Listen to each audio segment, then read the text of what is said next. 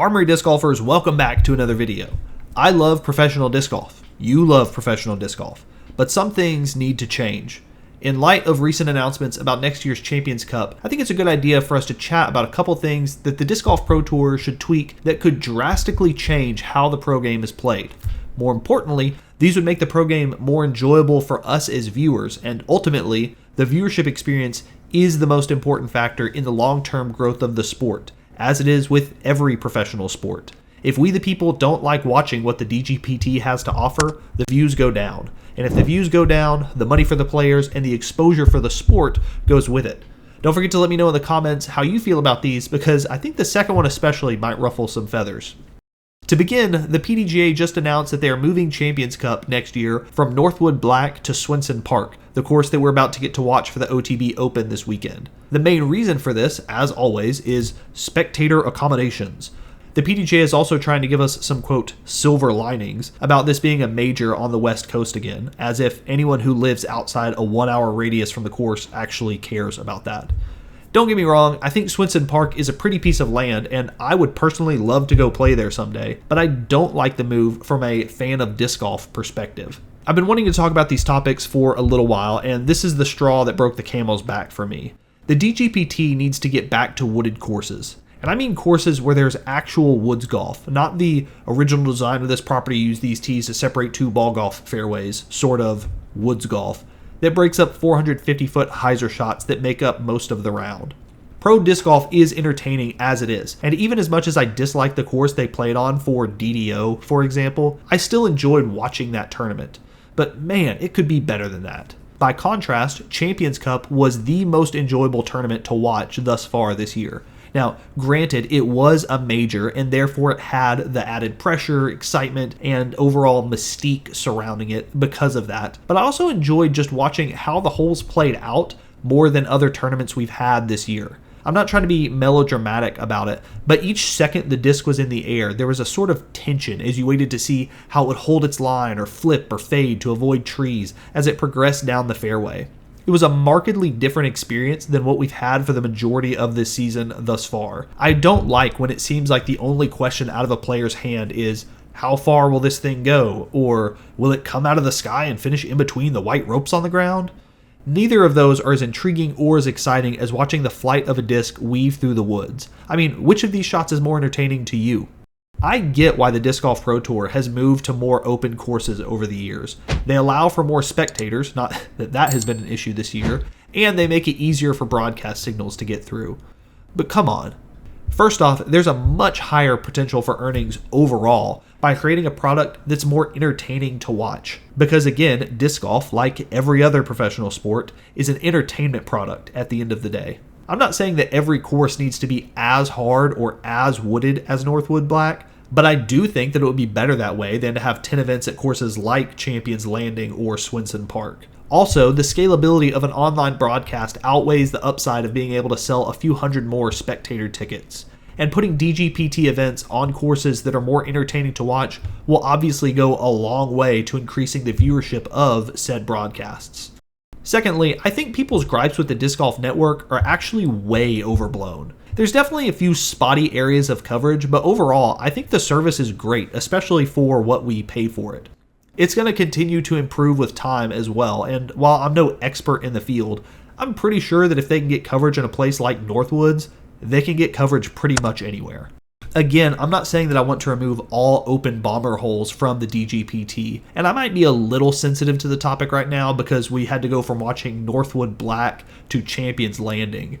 But as a general rule, I think that if you have to line a dozen fairways in an open field with OB flags all the way down to make them disc golf holes, that property is probably not actually suitable for a Pro Tour level course. I love watching the pros open up and throw 500-foot drives, but when I'm spending half of the broadcast watching a disc fly against the backdrop of a wide open sky, it leaves a lot to be desired as a fan of disc golf. And if you have desires as a fan of disc golf, make sure you check out Armory Disc Golf next time you're in search of a disc or a bag or a basket. With a wide selection and the best prices you'll find, you'll be able to equip yourself for whatever the course may throw at you. Sign up for our newsletter for 10% off your first order and stay in the loop for all the latest drops from across the disc golf world.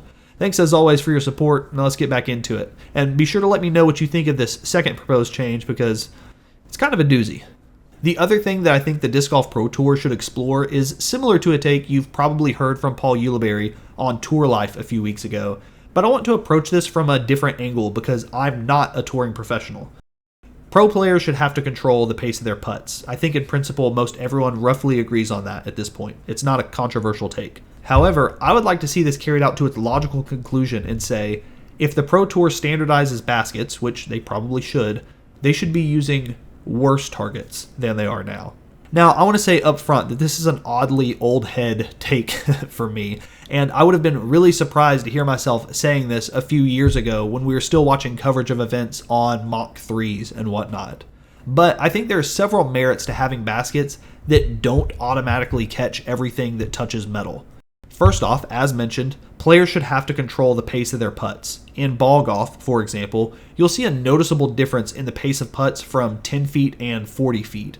But in disc golf, that doesn't matter nearly as much. And as an indirect result, putting is less exciting to watch, which goes back to my point about this being an entertainment product at the end of the day.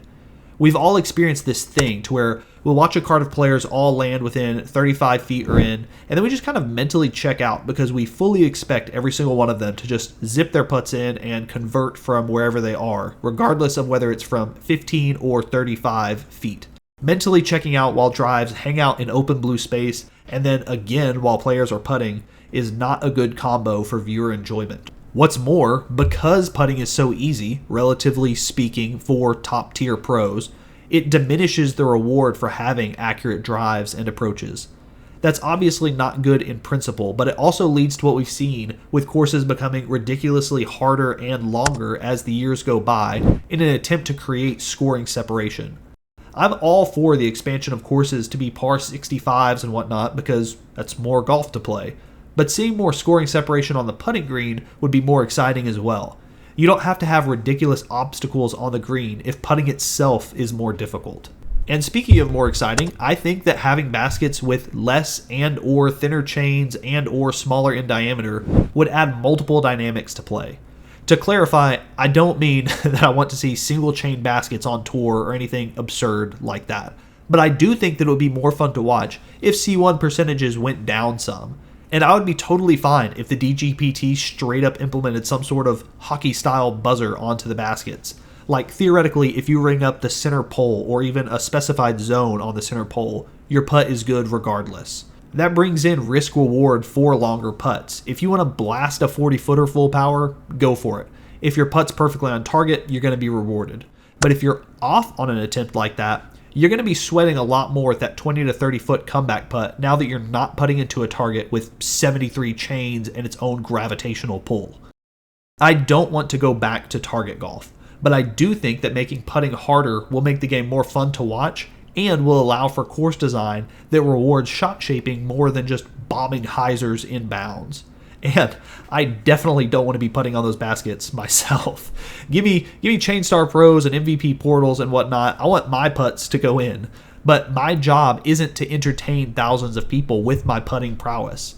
Ironically, I think that having better baskets for those of us who aren't touring professionals helps grow the sport by lowering the barrier to entry and making it more casually fun. But pros aren't here to have casual fun. The NBA, the NFL, the MLB, etc., they all have fields and regulations that no one uses outside of the professionals. Longer three-point line, longer and wider fields, etc. And there are millions of people that thoroughly enjoy playing those respective sports on similar but slightly easier setups. The DGPT can standardize baskets, which everyone has been calling for, and they can do it while making the game more difficult and I think ultimately more enjoyable to watch. Thank you so much for watching. Now let's all debate in the comment section about trivial things like what makes a course a wooded course and the exact dimensions of said baskets. While you're scrolling down there, don't forget to click on that like and subscribe button, and I'll see you in the next one.